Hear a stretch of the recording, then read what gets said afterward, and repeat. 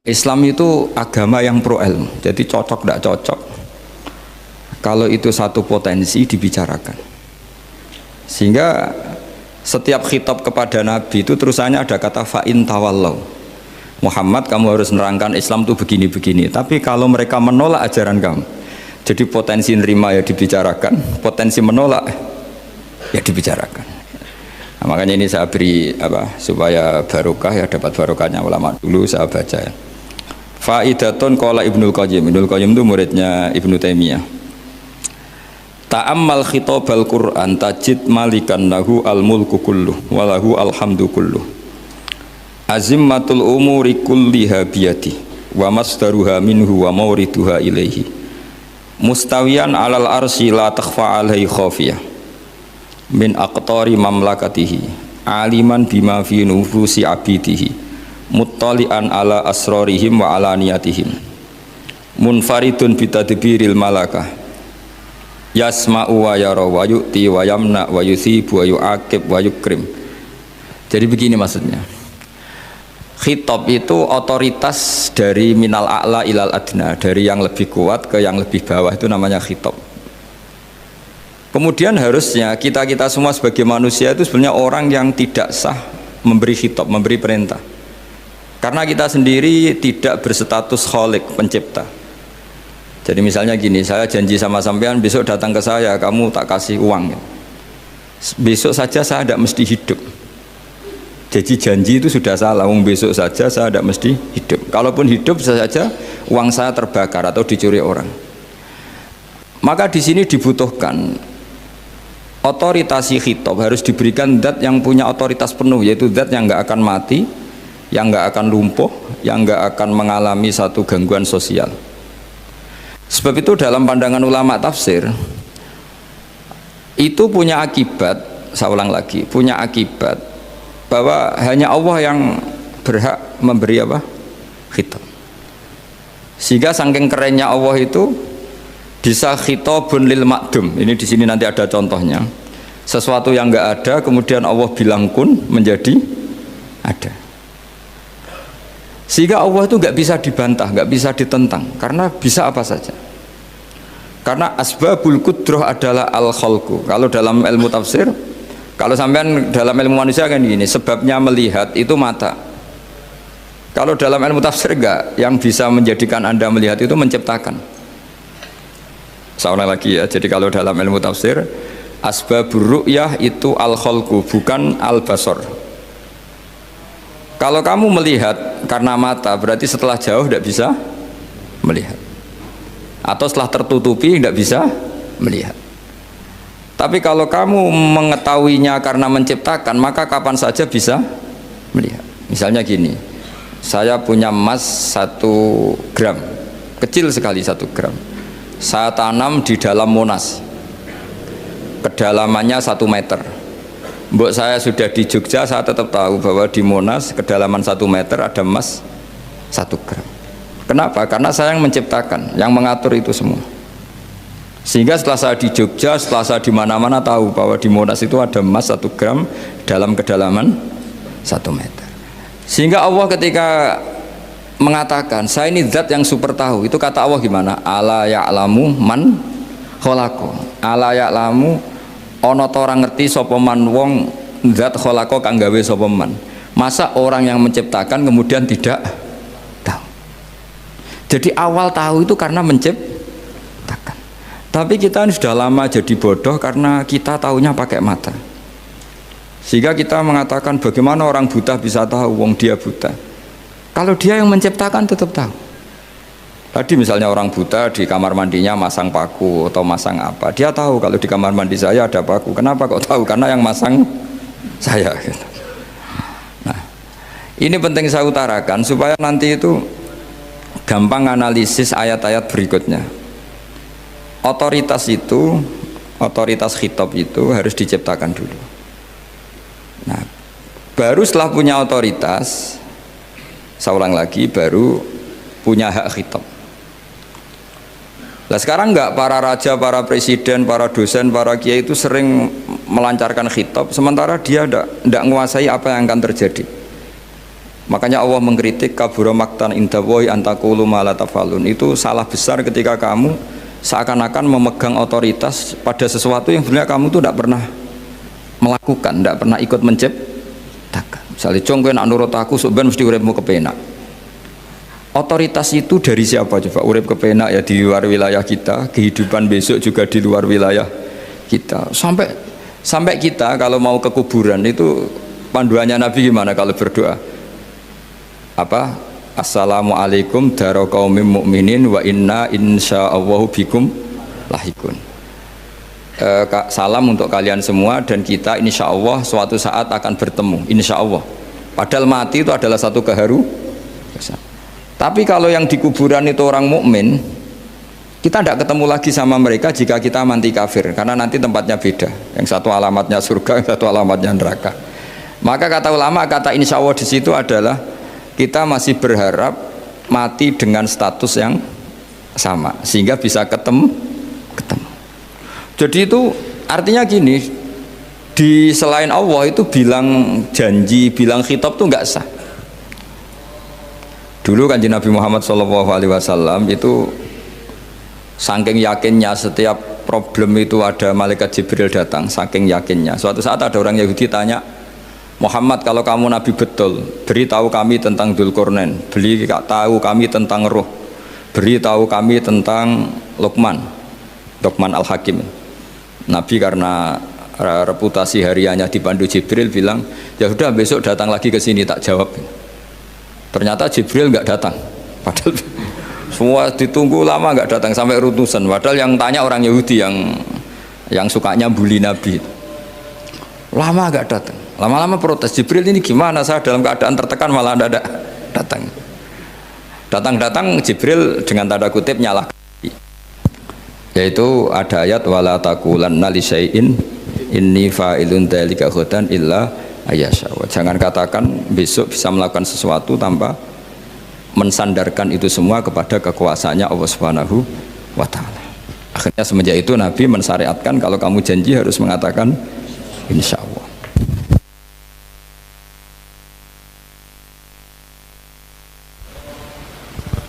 Ya, kenapa ini saya katakan penting? Karena nanti khitab di Quran itu supaya proporsional ya. Sekarang banyak orang memahami Quran tapi nggak mau mempelajari ilmunya apa? Quran. Termasuk ilmunya Quran tadi ya, ada 3 ingat ya. Khitabun lin nabi itu bisa saja khitabun li ummati. Yaitu dalam kasus-kasus yang Nabi tidak ngalami kasus itu tapi yang ngalami umatnya. Nah, kenapa khitabnya tetap kepada Nabi? Karena yang bisa komunikasi dengan Allah itu hanya Nabi. Makanya bisa dilihat di ya ayyuhan nabiyyu itu mufrad mudzakkar. Nabi Muhammad itu satu orang yang berstatus lelaki. Kemudian idza talaqtum itu kalian semua.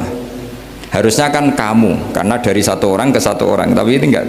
Wahai Nabi, jika kalian umatmu gitu. Jadi karena yang alami tolak itu umatnya. Terus kedua khitabun lin nabi, dan yang dimaksud itu memang Nabi, kayak sholat tahajud. Sholat tahajud itu sholat yang memang untuk Nabi. Karena tahajud yang menjadikan punya hak syafaat itu hanya Nabi. Sehingga ngendikane ulama, Nabi itu wajib tahajud, tapi kalau umatnya hanya sunat tahajud. Jadi Nabi itu termasuk ya kelebihannya sekaligus bebannya wajib apa? Tahajud. Tapi bagi umatnya sunat. Kenapa? Karena Nabi ingin sekali punya hak syafaat. Kemudian sama Allah diberi instruksi, diberi syarat wa minal laili fatahajjat bihi nafilatallak asa ayyab'atsaka rabbuka maqama mahmuda. Muhammad, kalau malam kamu harus tahajud supaya kamu nanti diberi hak syafaat. Itu kalau umatnya tahajud nggak boleh sampai diteruskan ayat-ayat sa'ayat asuka, karena kamu tidak punya hak syafaat. Disyafaati saja tidak mesti. tapi Nabi harus tahajud supaya punya hak apa? Dan perlu dicatat syafaat itu hadisnya sahih semua, di Bukhari ada, di Muslim ada. Cuma orang berlebihan cara menolak syafaat atau mengimani syafaat. Ada yang berlebihan ngimani sampai tidak pernah ngamal baik, mentang-mentang nanti dapat syafaatnya Kanjeng Nabi. Ada yang nggak percaya syafaat.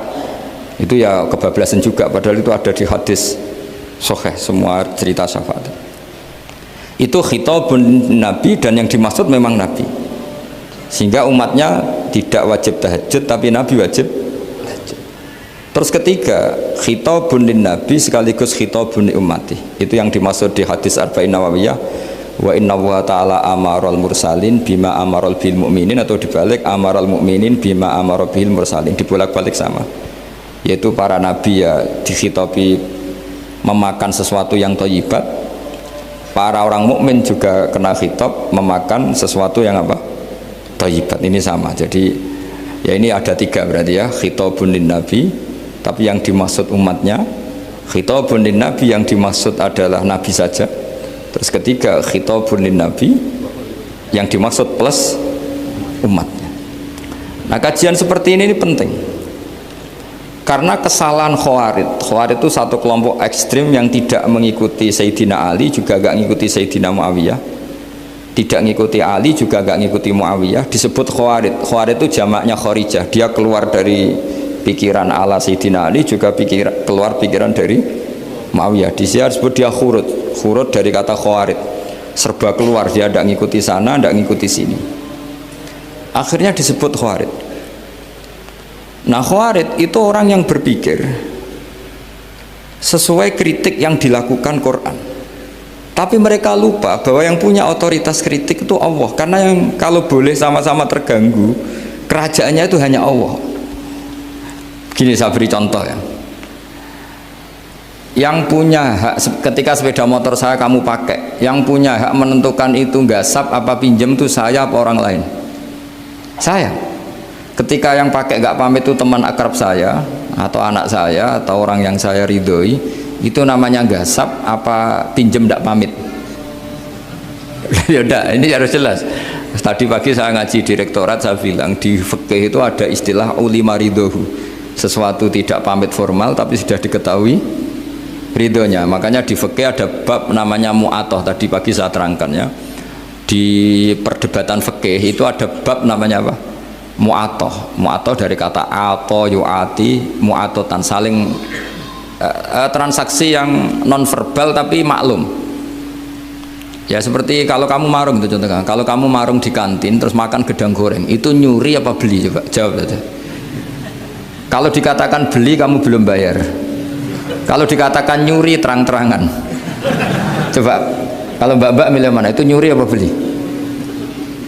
Kalau beli belum bayar, kalau nyuri kok terang-terangan ya.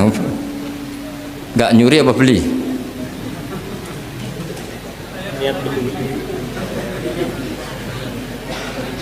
Jadi ada gedang goreng di warung, kamu datang langsung makan, ada kerupuk dimakan, ada telur asin dimakan, itu nyuri apa beli? Nah, itu kalau orang fikih dibabkan kitabul bai'il mu'atoh, akad beli lewat jalur mu'atoh. Menurut Imam Abu Hanifah seperti itu dikatakan beliau pakai dalil al-adat muhakamah, bahwa adat itu berposisi seperti hukum. Karena posisi di warung, maka ngambil di situ dianggap memulai akad jual beli. Tapi karena ini sesuatu yang potensi masalah, Imam Syafi'i mengatakan itu enggak baik, enggak sah. Karena nanti kalau asumsi kamu gedang goreng itu 1.000, ternyata diregani 5.000 kan mangkel. Nah itu resikonya di situ, ya kan? Tapi kalau misalnya itu dikatakan, makanya Imam Syafi'i mengatakan itu profesional. Itu namanya ghormu. Ketika Anda bayar 5.000 itu namanya tebusan kesalahan. Jadi Imam Syafi'i melihat itu tidak jual beli, tapi tebusan kesalahan. Sehingga kalau saya jadi hakim, misalnya pembeli bilang asumsi saya 1.000 Gus, terus kata baik, kata penjual enggak Gus, itu tak jual 5.000, saya harus memenangkan baik. Memenangkan siapa? Penjual. Karena penjual adalah pemilik gedang goreng itu, dan posisi yang makan adalah perusak barang orang lain. Gitu. Sehingga dimenangkan penjual, ya dimenangkan penjual. Kenapa dimenangkan? Karena cara berpikir fikih, karena dia yang punya otoritas itu, punya otoritas kepemilikan. Itu dalam fikih madzhab apa? Syafi'i. Nah, itu penting dalam analogi surga dan neraka. Orang Khawarij itu kalau ada orang dosa, itu dikatakan sudah tidak Islam lagi, dia sudah keluar dari Islam. Orang dosa itu wajib disiksa oleh Allah. Mereka bilangnya ya wajib. Dalam kelompok Islam itu ada kelompok namanya Khawarij, orang yang sangat ekstrim dalam berpikir. Dia mengkafirkan orang yang melakukan dosa apa? Besar, dihukumi kafir. Tapi pendapat ahli sunnah enggak, orang dosa besar ya dosa saja, tapi tidak usah dihukumi kafir. Kenapa? Cara berpikir ahli sunnah, surga neraka itu milik Allah. Kalau yang punya saja tidak apa-apa, ngapain ada yang ribet? Yang punya surga neraka itu Tuhan, dan Tuhan memanggil-manggil orang yang salah itu disuruh tobat. Anibu ila rabbikum, wahai hambaku yang berlebihan, yang masih dosa, ayo kembali ke saya. Kapan saja kembali ke saya tak terima. Sehingga dalam madzhab ahli sunnah, otoritas khitab, otoritas kepemilikan yang berhak ya yang punya, orang lain itu nomor 2.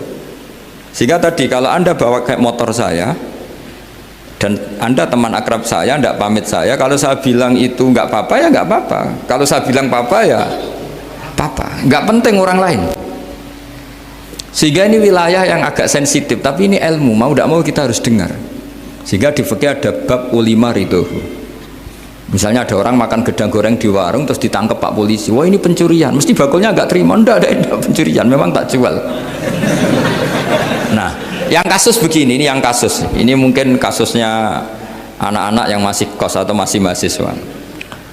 Warung kantin dijaga ibu-ibu. Ada anak makan lahap, dikira belinya cash. Setelah dimakan ternyata akadnya utang. Nah, itu pertanyaannya itu halal apa enggak? Karena asumsi baiknya monggo-monggo. Karena apa, sudah mengkhayal nanti ada sekian uang cash didapatkan. Ternyata nyatet atau utang. Nah, kalau ngomong di depan, Bu saya mau makan di sini utang, kira-kira enggak boleh.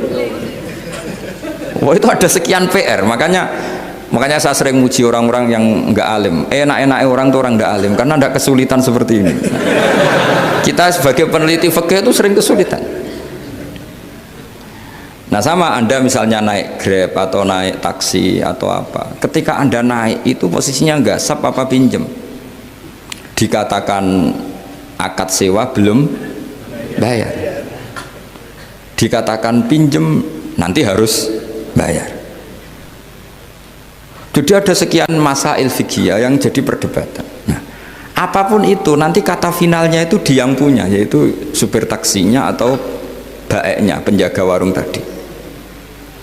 Nah, sehingga hukum itu bagi orang lain sudah tidak sah kecuali bagi yang punya. Nah, di sini ini kelihatan benarnya madzhab ahli sunnah wal jamaah. Ahli sunnah mengatakan apapun salahnya seseorang setelah dia beragama Islam itu wilayahnya Allah. Kita tidak bisa berbuat apa-apa. Makanya ada ayat laisa laka minal amri syai'un aw yatuba alaihim aw yu'adzibah. Muhammad, meskipun kamu kekasih saya, kamu tidak punya otoritas menentukan si A dimaafkan, si A disiksa. Otoritas itu hanya bagi saya, kata Allah. Sehingga banyak orang yang Nabi kurang srek karena membunuh pamannya Hamzah malah dikasih tobat sama Allah, namanya Wahsy. Wahsy itu orang yang Nabi gak suka karena pernah membunuh Sayyid Hamzah di perang Uhud, tapi sama Allah marah dikasih tobat. Sa'labah yang sering ibadah di masjid, sering iktikaf, saking seringnya ibadah itu sampai digelari hamamatul masjid, merpatinya masjid. Tapi na'udzubillah beliau malah berakhir dengan su'ul khatimah. Kita tidak pernah tahu. Kenapa begitu? Karena begini, wilayah yang absolut itu hanya milik Allah Subhanahu wa Ta'ala. Sehingga Nabi kalau ketemu Wahsy ya bilang, iman kamu sudah saya terima, Islam kamu sudah saya terima, tapi saya ini manusia, tolong sembunyikan wajahmu dari saya, karena kalau saya ingat kamu itu mangkel, karena ingat kamu pernah membunuh Hamzah. Tapi saya sebagai Nabi harus nerima iman kamu, karena Nabi itu gak boleh dendam. Tapi kalau mangkel-mangkel sedikit kayaknya agak boleh mungkin ya, mungkin itu ya. Tapi profesional, Nabi sebagai manusia nggak berkenan melihat Wahsy, tapi sebagai Nabi legowo terhadap imannya Wahsy. Tapi Allah sendiri yang ngendikan laisa laka minal amri syai'un aw yatuba. Coba orang munafik, kayak apa salahnya orang munafik? Tapi ketika Allah ngendikan tentang orang munafik gimana? Wa yu'adzibal munafiqina in sa'a aw yatuba. Allah bisa saja menyiksa orang munafik insya kalau berkehendak ya tuba, atau Allah mengasih tobat. Nah karena pendapat ahli sunnah itu lebih valid sesuai ayat-ayat Quran, maka yang diikuti mayoritas di dunia adalah mazhab ahli sunnah wal jamaah. Dan itu dimulai cara berpikir yang sederhana, yang berhak menentukan khitab ya yang punya, titik itu saja. Yang berhak menentukan khitab ya yang, lah tentu yang punya alam raya ini hanya Allah Subhanahu wa ta'ala. Makanya Allah mensifati dirinya Malik Yaumiddin, kita tidak bisa. Makanya bahaya ya, pikiran-pikiran kayak Khawarij itu bahaya. Sampai nggak usah tanya saya. Lalu Khawarij kalau di era modern siapa Gus? Anda provokator kalau tanya gitu. Ya itu tidak boleh provokator. Pokoknya pikiran itu salah karena membatasi otoritas Allah Subhanahu wa ta'ala. Allah itu paling tersinggung kalau sifatnya dipakai, dicatut. Di Sahih Muslim itu ada riwayat, di hadis Muslim termasuk hadis Sahih itu Bukhari dan Muslim, itu ada seorang soleh sujud. Pas sujud dia diinjek orang preman, kira-kira seperti itu kalau sama diinjek. Terus si yang sujud tadi bilang gini, wawahi, ada kata wawahi la yaghfiru wahu laka, demi Allah, Allah tidak akan maafkan kamu. Saat itu juga Allah ngasih wahyu kepada Nabi di zaman itu, bilang ke yang sujud, pahala sujud tak cabut, dia tidak punya pahala, dan yang menginjek dosanya tak ampuni. Terus Nabinya tanya, kenapa ya Allah? Saya tersinggung, kata Allah, hanya disetatuskan nggak bisa memaafkan. Padahal wa anal ghafir wa anal akhid bidzunub, saya adalah zat yang bisa maafkan, bisa nyiksa. Kenapa status saya tinggal satu? Allah kan bisa kan, walillahi mulkus samawati wal ardh yaghfiru liman yasha wa yu'adzibu man yasha. Tapi si yang sujud tadi menstatuskan Allah hanya satu, yaitu yu'adzib, menyik. Itu kata Allah, kok enak, saya ini Tuhan, bisa menyiksa, bisa mengampuni, kenapa status saya jadi satu? Kamu kan mesti gak terima. Status kamu dihilangkan satu, terima enggak kamu? Gak terima. Sebagai suami kamu tetap punya dua status, bisa meneruskan nikah, bisa menceraikan. Coba status kamu tak ambil satu, nggak boleh menceraikan. Istri kamu gendut, walek, cerewet. Wah, posingnya bukan main itu. Sama mbak-mbak juga sama. Sebagai istri harus nurut sama suami gini-gini, tapi juga punya hak rafa, hak mengajukan gugatan cerai jika suaminya tidak jelas. Mau nggak dicabut status hak rafa? Nggak mau. Kalau punya suami walek, jelek, senangnya goda perempuan lain, itu kan. Nah, Allah itu punya status bisa memaafkan, juga punya status bisa menyiksa. Terus orang-orang yang sok soleh dengan tanda kutip itu kadang-kadang inginnya Allah tuh nyiksa terus sama musuhnya. Kalau sama dia memaafkan terus. Terus corong Jawa kan, aku mbahmu tapi kan gitu kira-kira. Kok enak gitu. Nah, jadi ya sudah seperti itu. Lagi-lagi kata kuncinya apa? Beri otoritas itu hanya kepada Allah Subhanahu wa ta'ala, karena dia adalah pemilik otoritas sejati. Sehingga zaman Nabi siapa saja itu ya mungkin orang kayak apa dulu, Khalid bin Walid, perang Uhud kalah, itu panglimanya orang kafir zaman itu siapa? Khalid bin Walid. Dan dia melakukan pembunuhan masif zaman itu, tapi dia dikasih tobat, namanya Khalid bin Walid. Tapi Sa'labah yang tukang di masjid kadang berakhir seperti itu. Ya sudah, akhirnya kita mau tidak mau ya sudah introspeksi. Sampai sesoleh apapun kita selalu diajarkan doa, ya muqallibal qulub tsabbit qalbi ala dini. Karena kayak apa kalau hati kita dibolak-balik? Karena cara berpikir tentang Islam dan tentang ateis atau tentang kekafiran itu mirip satu visi. Makanya hati-hati mahasiswa, karena senangnya berpikir sendiri. Ada ngelantur kemana-mana. Saya beri contoh. Sampai kalau sekarang masih miskin, berbahagialah. Karena miskin itu mudah jadi orang dermawan. Kalau orang sudah kaya itu ribet. Coba misalnya sampean jadi santri saya, tak contohkan. Biasanya santri kalau sama kiainya kan loyal. Kamu miskin punya ayam 2, tak minta 1 boleh enggak? Boleh, padahal itu 50%. Ya. Terus punya uang 100.000, tak minta 50.000, kira-kira boleh enggak? Boleh, padahal itu 50%. Tapi kalau kamu kaya, punya uang 1 miliar, tak minta 500 juta, boleh enggak kira-kira? Padahal itu berapa? 50%. Gampang mana dermanya orang kaya sama orang miskin untuk mengamal 50.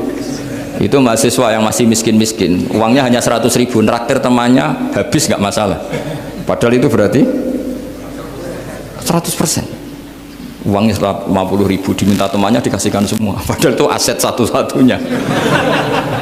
Nah, Sa'labah itu cara berpikir gitu sehingga Allah tersinggung.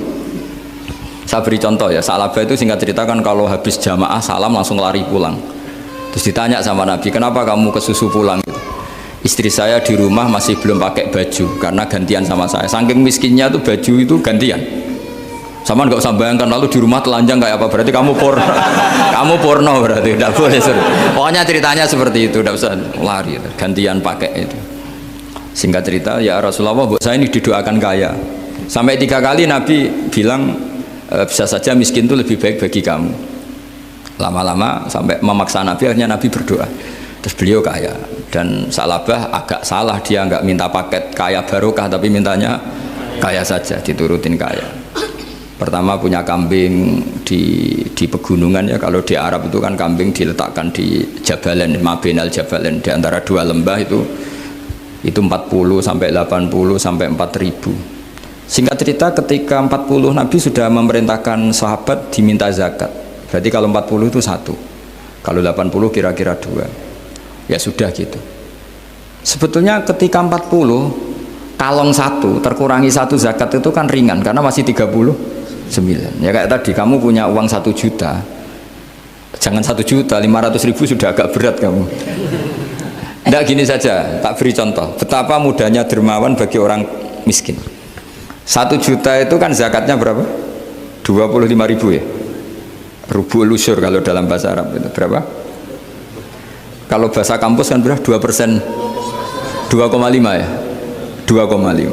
Itu bahasa keliru sebetulnya. Sama ikut saya saja. Saya itu berkali-kali saya pernah nggarap matematika, cepet-cepetan mbak pakar matematika itu mesti cepet saya. Karena saya ini agak bedui. Orang bedui itu cara berpikir itu lebih gampang. Jadi kalau orang Arab, tak ajarin matematika Arab ya, itu nggak ada porogapit. Jadi begini cara berpikir orang Arab itu berpikir bertahap. Ya kalau 2,5 itu kalau orang Arab bilang rubul usyur apa? Rubul usyur, 1/4 dari 1/10. Jadi kalau orang Arab berpikir bertahap. Jadi misalnya 1 juta, 1/10-nya berapa? 100.000. Terus 1/4-nya berapa? 25.000. Jadi disebut rubul usyur, 1/4 dari 1/10. Jadi 1 miliar, cari 1/10-nya dulu 100 juta. Terus 1/4-nya, sehingga nggak usah porogapit ruwet. Jadi orang Arab kalau bilang 1/10 sama 1/20 itu tidak bisa, karena nanti dadak porogapit. Orang Arab bilang al usyur atau nisful usyur. Misalnya zakatnya apa itu zuru, berarti 100, 1/10-nya berapa? 10. Terus orang Arab kalau misalnya pertanian kamu biayai zakatnya 1/20, orang Arab bilang bukan 1/20, nisful usyur. Berarti berapa? 100, usurnya 10, separuhnya 1/10, berarti 5. Lah 5 ini bahasa kamu apa? 1/20.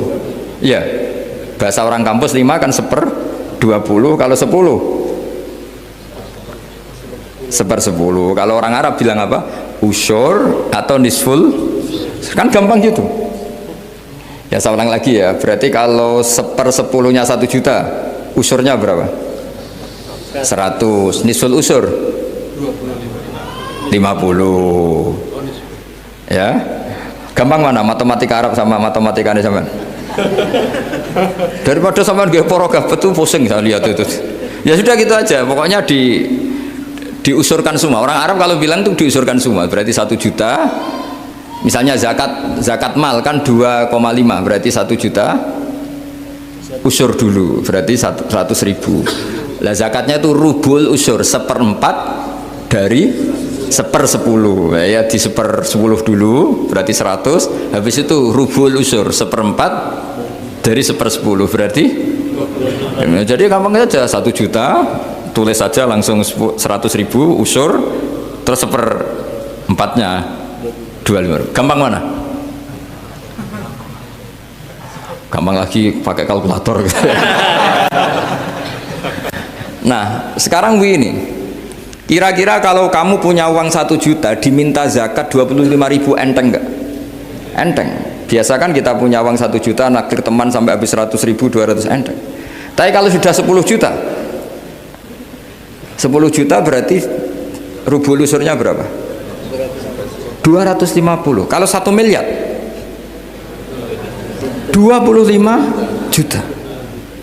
Wah itu sudah pikiran kamu kan bikin toko baru, bikin konter baru. Nah kalau 100 miliar berapa? 200.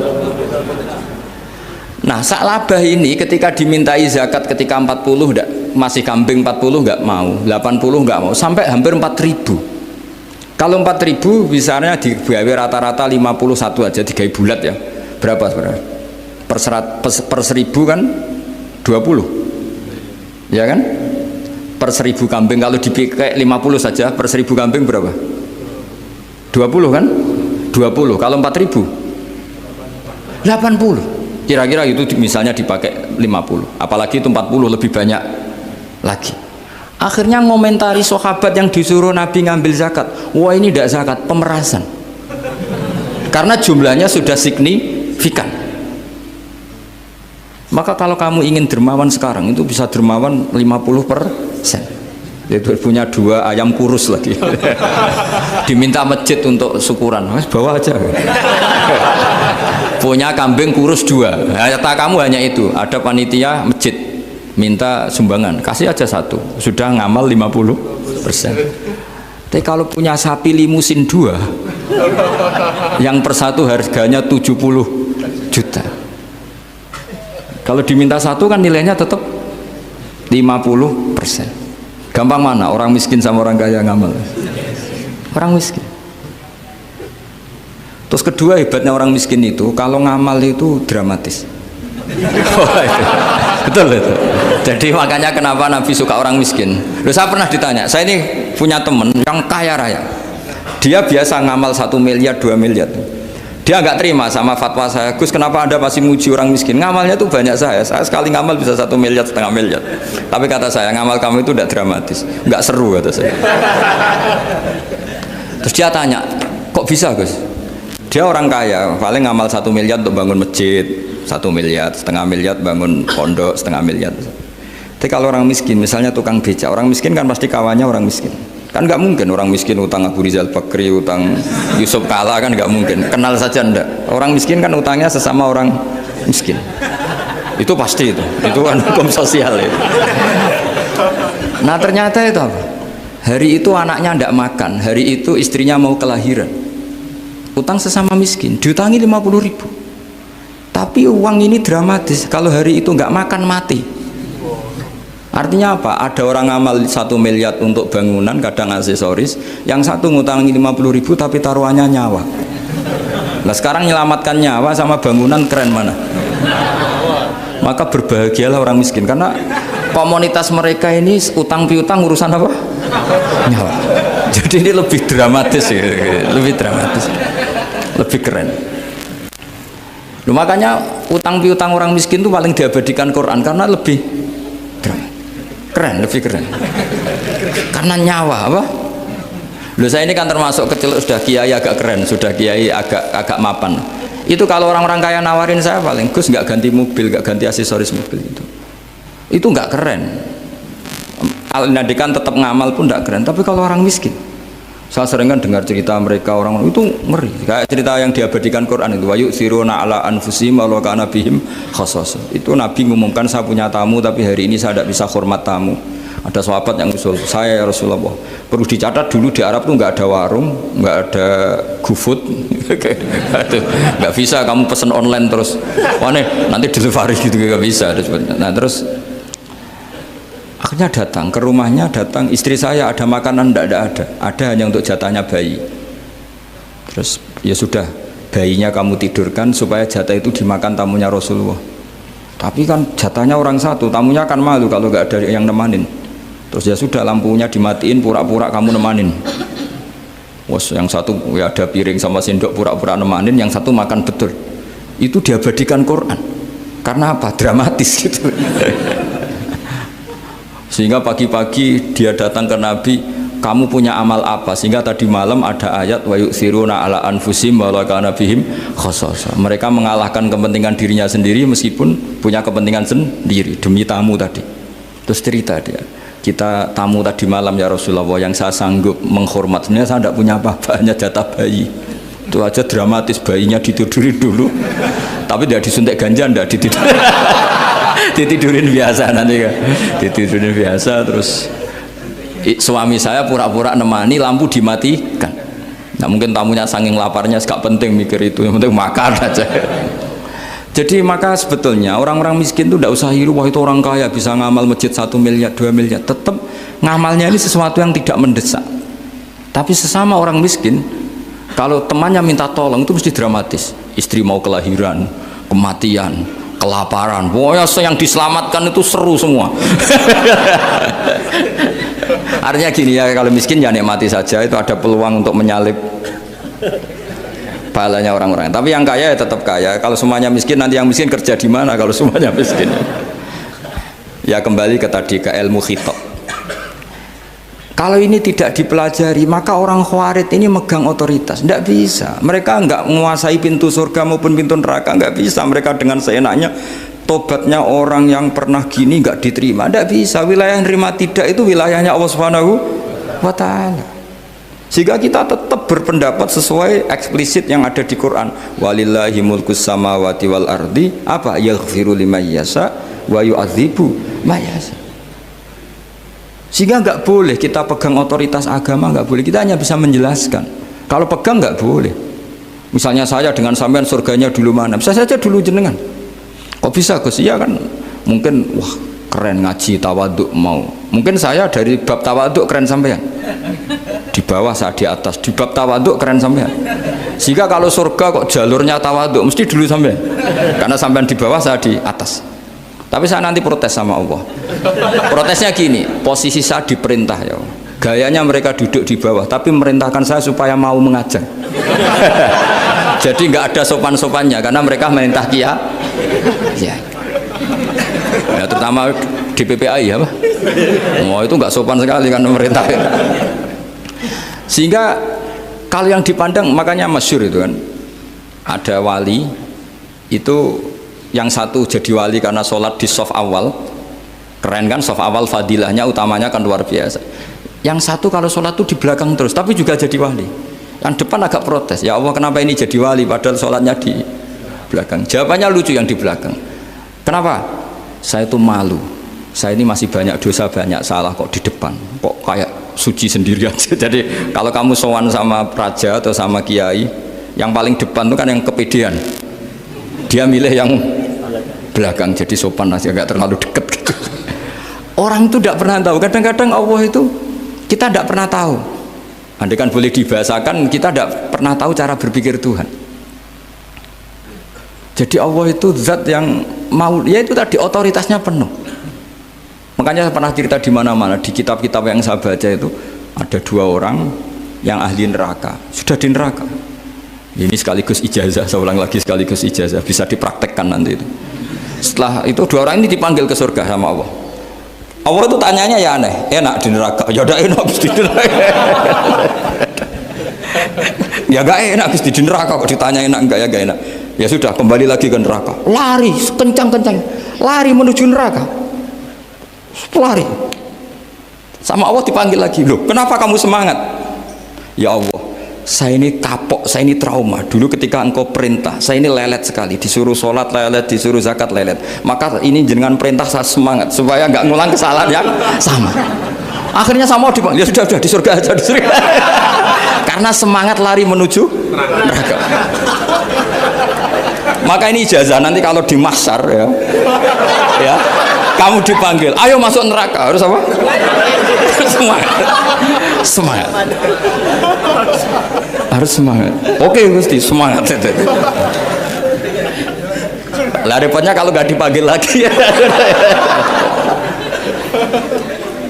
Akhirnya barokahnya semangat itu dia di surga. Kita tidak pernah tahu cara berpikir Tuhan, nanti kan boleh dibahasakan seperti itu. Yang satu, ayo kembali lagi ke neraka, tolah itu, jalan noleh lagi, sampai itu gak semangat noleh lagi. Terus ditanya sama, kenapa kamu tolah gitu? Saya tidak pernah ngira ya Allah, ketika engkau panggil di surga, kemudian engkau kembalikan lagi ke neraka. Ya sudah, kamu di surga saja. Barokahnya husnudzon.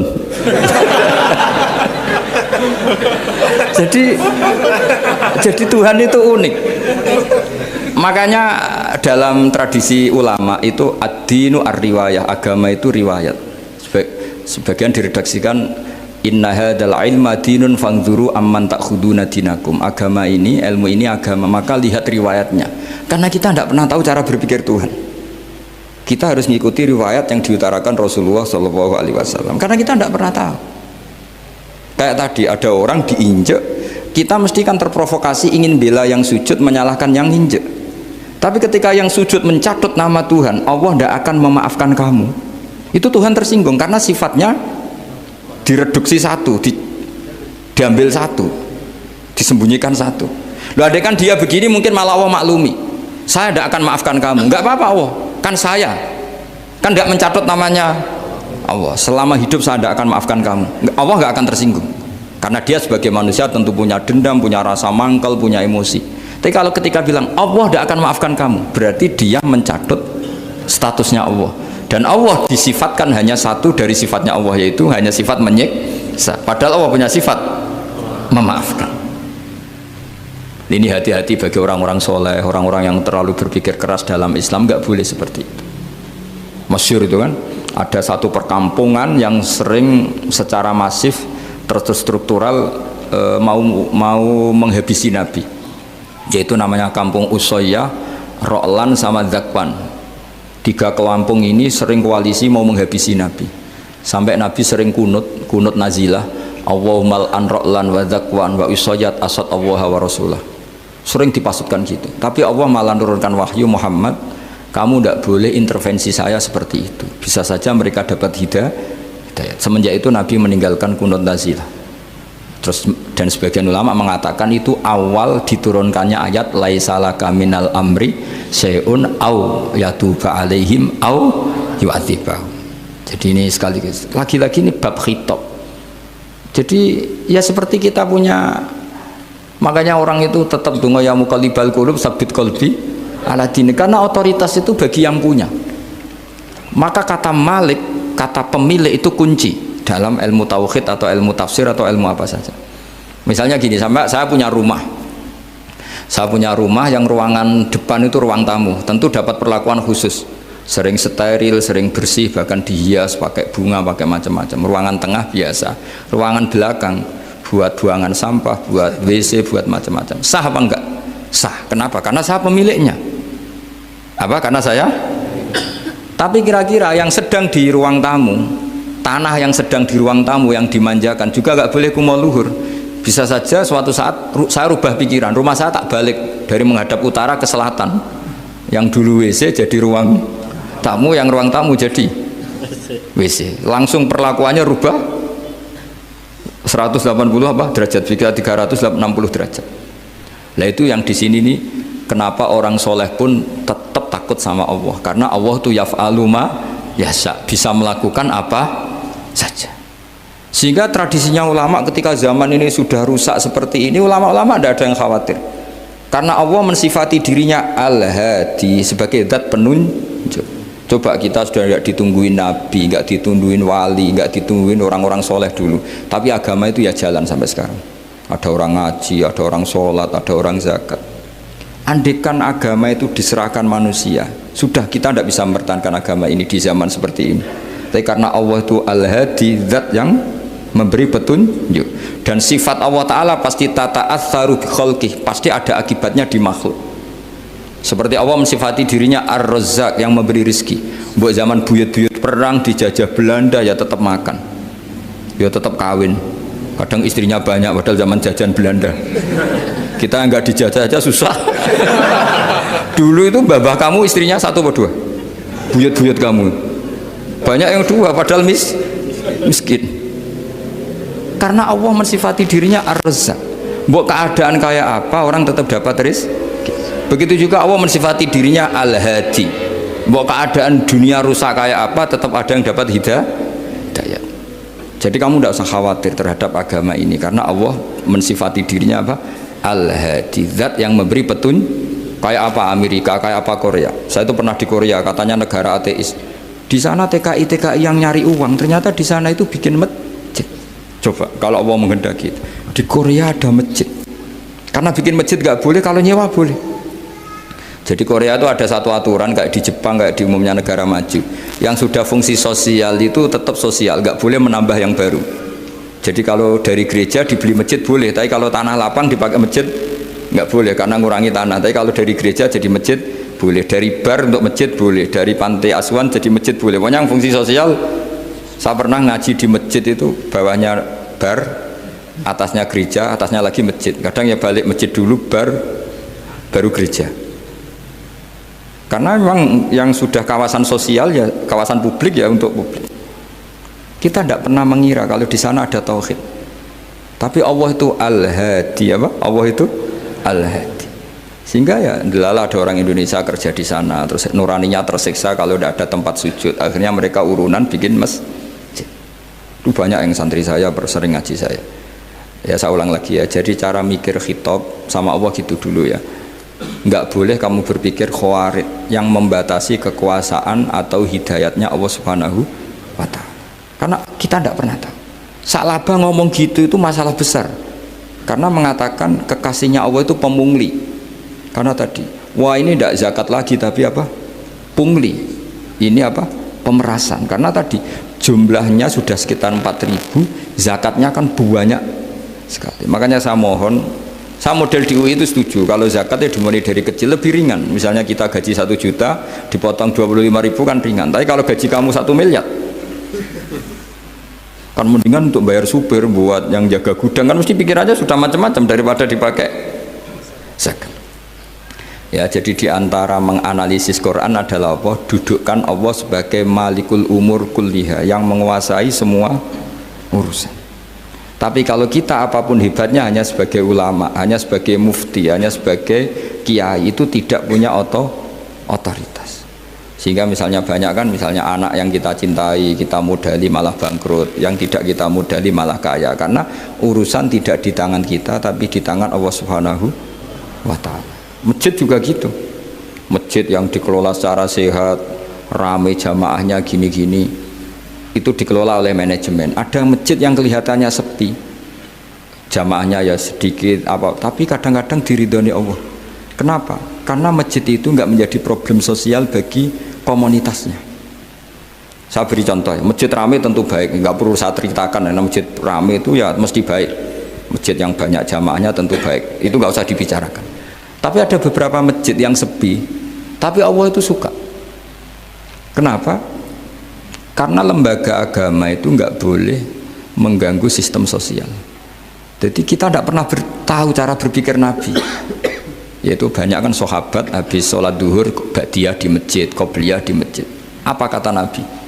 La taj'alu buyutakum kuburan, cung nak apik aja mbok entek-entekno ning masjid. Omam ya bagai keapian. Rumah kamu jangan jadikan kuburan. Jadi sholat sunatnya di masjid, ba'diyahnya di masjid. Pulang-pulang tanya, "Mah, makannya di mana?" Terus marah-marah karena kurang disediakan makanan. Kan lucu kan? Di masjid qobliyah, ba'diyah, pulang-pulang tanya apa? Makanan. Tersinggung lagi kalau belum disediakan. Akhirnya apa? Anak-anak kita yang kecil kenangan melihat bapaknya itu apa? Bapak itu orang yang kalau dari masjid tanya makanan dan marah kalau tidak kesampaian. Coba kalau kamu datang dari masjid sholat, kenangan anak kamu apa? Bapak itu orang yang kalau datang dari pergi sholat. Sehingga kenangan anak-anak kita ini melihat kita sholat sujud di rumah. Sehingga Nabi membahasakan apa? Jangan jadikan rumah kamu sebagai kuburan, kasih jatah sholat. Sehingga ulama mengatakan jamaah itu paling baik itu di masjid untuk jamaah fardu. Untuk sholat sunat beberapa malah sebaiknya di rumah. Sehingga saya ini sebagai kiai ya sering bingung. Bingungnya kadang ada orang terlalu overacting, ingin masjidnya ruame sehat. Yang satu enggak. Saya ini sering dipamiti. Ya saya akhirnya bingung. Bingungnya ya barokahnya ngalim itu bingung, kalau nggak ngalim malah nggak bingung. Karena ya sudah harus gitu. Sampai tak beritahu ya. Nabi awal ngendikan itu ju'ilat lanal ardu kulluha masjidan. Semua tanah Allah itu hakikatnya masjid. Apalagi ini rumah kita. Anak kita biar menyaksikan saat kita sujud, saat kita baca Quran, saat kita ngaji.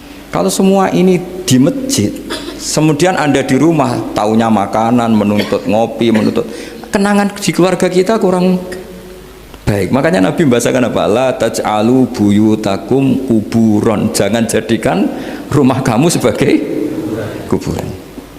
Apalagi ada pepatah lagi, al-ummu madrasatul ula, ibu adalah madrasah pertama.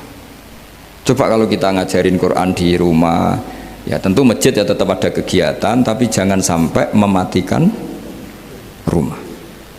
Sehingga kita sebagai ulama itu ada masjid rame ya seneng, ada masjid setengah rame ya nggak apa-apa, asal efeknya menyebar ke masyarakat. Jadi ramenya masjid ya baik, tidak rame kalau yang rame ibadah di rumah-rumah juga baik. Maka dulu zaman Nabi Musa malah istilahnya waj'alu buyutakum qiblata wa aqimus sholat. Jadikan rumah kamu sebagai kiblat, sebagai tempat ibadah. Coba kenangannya Nabi kalau sholat malam itu di rumah apa di masjid? Di rumah, sehingga Aisyah punya kenangan sampai hatta waromat qodamau, sehingga kakinya Nabi bengkak. Dan Nabi alami saja. Kamu kira Nabi sholat punya kayak anak-anak sekarang kan yang kayak ada ruang sholat, ternyata hanya dipasang sajadah sama tasbih, nggak pernah dipakai. Kalau Nabi enggak, yang dipakai Sayyidah Aisyah itu ya tempat sholat. Sehingga kata Aisyah, Nabi itu sholat di tempat tidur saya. Kalau Nabi sedang berdiri, kakiku tak selonjorkan. Kalau Nabi sujud, kakiku tak ingkretkan. Ya di tempat Sayyidah Aisyah tidur itu. Nabi sholat. Pas berdiri kan berdirinya Nabi lama, Aisyah selonjor. Pas Nabi mau sujud, kakinya diingkretkan. Segampang itu Nabi. Akhirnya apa? Kenangannya Aisyah sebagai istri itu doa-doa tahajud, doa-doa. Coba kalau Nabi tahajudnya di masjid, Sayyidah Aisyah tidak punya kenangan doa-doa apa? Tahajud. Sehingga kita harus ngikuti ngaji. Kalau nuruti teori ya, sholat itu ibadah. Sebaiknya kalau ibadah ya di tempat ibadah. Tidak seperti itu cara pandang. Kata Nabi, semua buminya Allah adalah saksi kita ketika ketemu Allah. Semakin saksi itu banyak, maka semakin baik. Maka kalau sholat sunat, kesunatannya itu pindah-pindah tempat. Tapi ya jangan terlalu habis di sini terus pakai mobil ke sana gitu. Iya, kalau pas di perempatan ada orang cantik nggak jadi diterusin nanti. Tapi ini sama saya cerita ya. Jadi di antara mengkaji Quran itu mengkaji cara Allah membuat khitab. Dan yang kunci semua adalah Allah adalah zat sing otoritatif, malikul umurikul dia, pengendali dari semua. Maka kalau nyifati Allah ya tetap yaghfiru liman yasha wa yu'adzibu may yasha. Jangan pernah mengambil otoritasnya Allah Subhanahu wa taala. Sekian, assalamualaikum warahmatullahi wabarakatuh.